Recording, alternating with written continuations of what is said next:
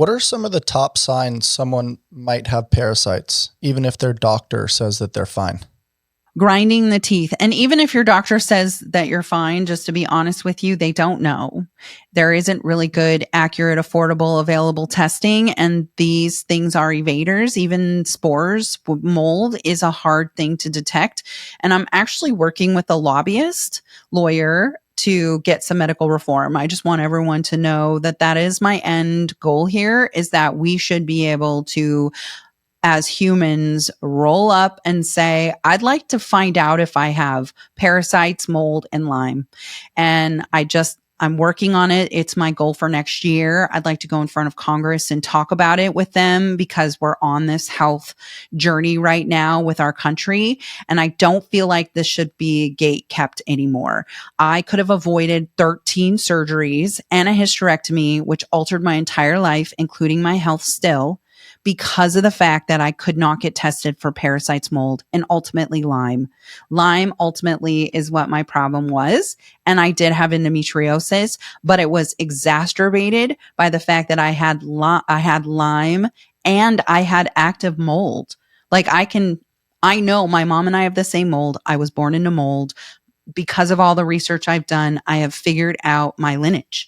I know exactly. And the fact that I couldn't go and get that before they did all the things they did, that's also why I do this. But let's go back to what the symptoms are. So a lot of people will grind their teeth because they've hijacked the nervous system while absorbing magnesium and calcium. That is what you need for your body to calm itself down, specifically at night.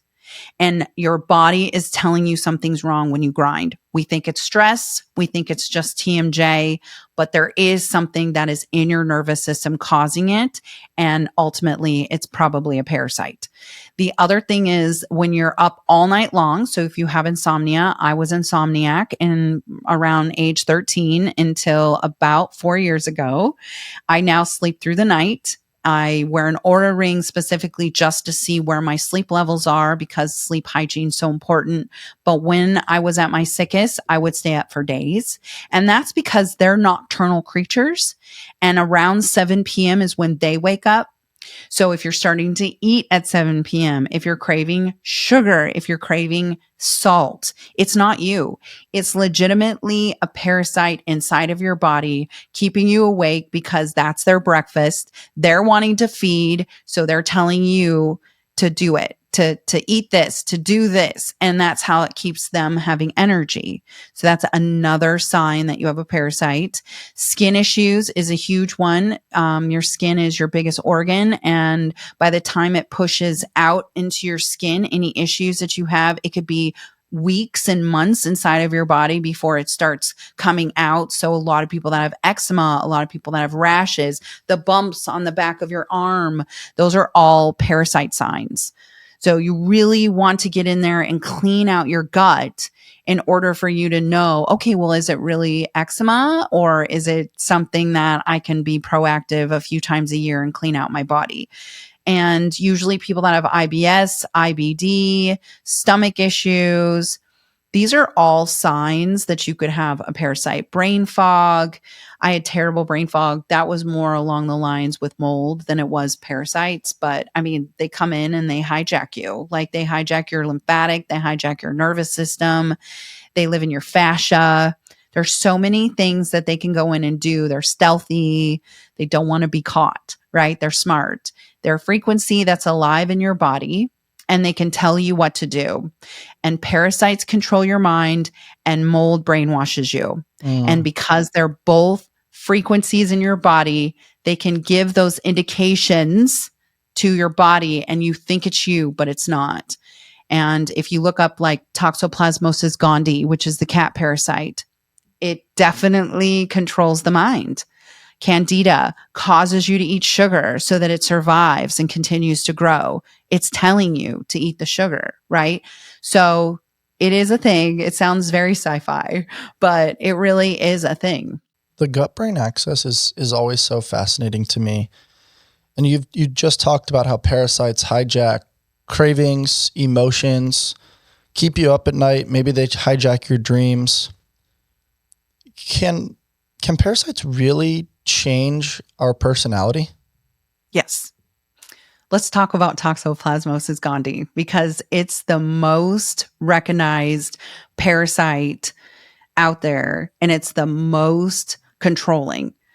When you're pregnant, they tell you don't scoop the cat poop, right? That's what everybody has been told. So most of us think, oh, well, just pregnant women can get whatever they're saying to not scoop that poop.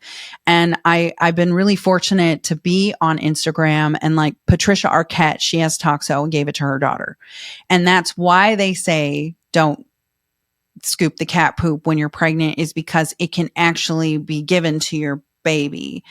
So Toxoplasmosis gondii is found in mice and rats.